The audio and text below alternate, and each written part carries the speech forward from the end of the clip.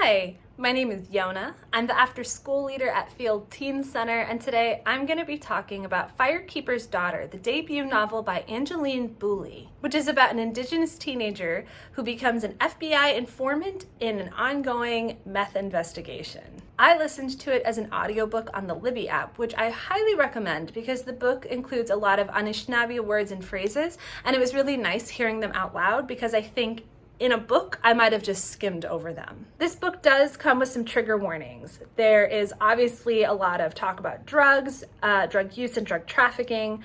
There is some violence, including gun violence and a little bit of blood. And there's also sexual assault. That said, this is one of the best books I've read in a long time, and I have a lot to say about it. As a biracial, unenrolled tribal member and the product of a scandal, 18-year-old Daunis Fontaine has never quite fit in, both in her hometown and on the nearby Ojibwe reservation. Daunis dreams of studying medicine, but when her family is struck by tragedy, she puts her future on hold to care for her fragile mother. The only bright spot is meeting Jamie, the charming new recruit on her brother Levi's hockey team. Yet, even as Daunis falls for Jamie, certain details don't add up, and she senses the dashing hockey star is hiding something. Everything comes to light when Daunis witnesses a shocking murder, thrusting her into the heart of a criminal investigation. Reluctantly, Daunis agrees to go undercover, but secretly pursues her own investigation, tracking down the criminals with her knowledge of chemistry and traditional medicine. But the deceptions and deaths keep piling up, and soon the threat strikes too close to home. Now, Daunis must learn what it means to be a strong Anishinaabe Ojibwe woman, and how far she'll go to protect her community, even if it tears apart the only world she's ever known.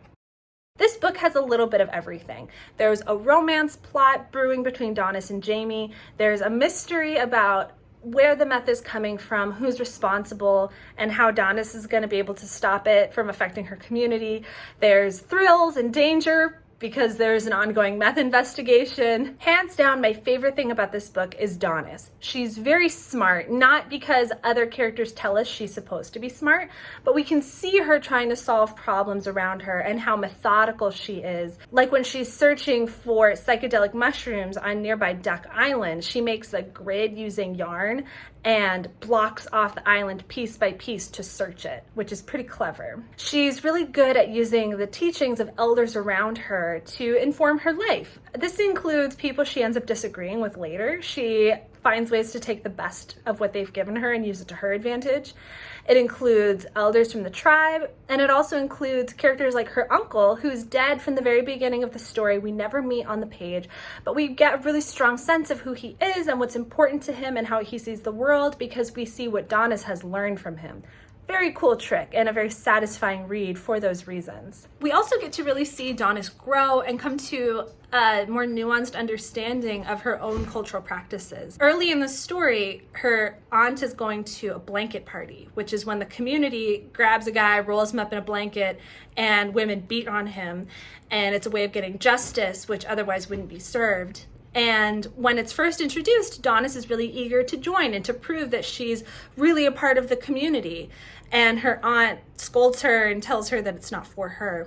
And by the end, we can see that Daunis recognizes that this isn't just like a cool, edgy way to show that she is Ojibwe, but it's a result of Indigenous women not being served justice in any kind of court of law in any meaningful way most of the time. I managed to solve the mystery of this story a couple steps ahead of Daunis, but it was still really satisfying to watch it unravel, to watch her figure it out, and see the fallout. She takes on some pretty big risks trying to help this investigation and get justice for her community, like sneaking into people's rooms. She finds a hidden journal at one point. She wanders into the wilderness alone. This is definitely a story where bad things happen to good people. And a couple moments of this story had me wincing or making weird noises out loud and worrying people who were nearby. The tension in this story is real, but so are the moments of tenderness. I really liked Jamie. I feel like he does a lot of things right without feeling like an advertisement for here's what a good guy looks like. And I felt like the connection between the two of them was really sincere, and I liked the way it ended. Some people might not, but I felt like the ending was realistic and still hopeful. I won't say more because I want you to read this book for yourself. If you're looking for more to read after you finish reading Firekeeper's Daughter, I recommend Away by Darcy Littlebadger. They're pretty different types of stories, but they do both feature an Indigenous teenager trying to solve a crime. In Away, the title character is Apache and she's trying to solve a murder, and there is some fantasy. And she's also asexual and aromantic. So a lot of differences from Firekeeper's Daughter, but I think that the appeal is there if you're interested in learning about different Indigenous cultures, and if you like a smart, tough girl protagonist, because the protagonists of other stories aspire to be as cool as they are. I would also recommend Braiding Sweetgrass by Robin Wall Kimmerer.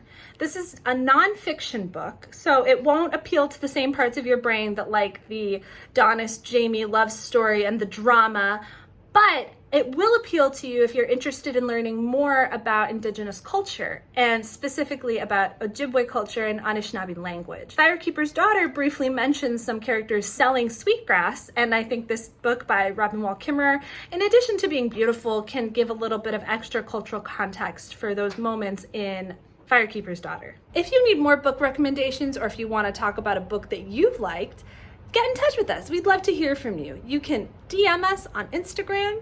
You can also email us, or you can visit us in person at Field Teen Center. We're at 1901 Vine Street. We're open Monday through Friday from 1 to 5. Of course, these hours could change in the future, so for the most up-to-date information on our hours and events, definitely follow us on social media and check out our website. Thank you so much for watching, and I hope you find something great to read.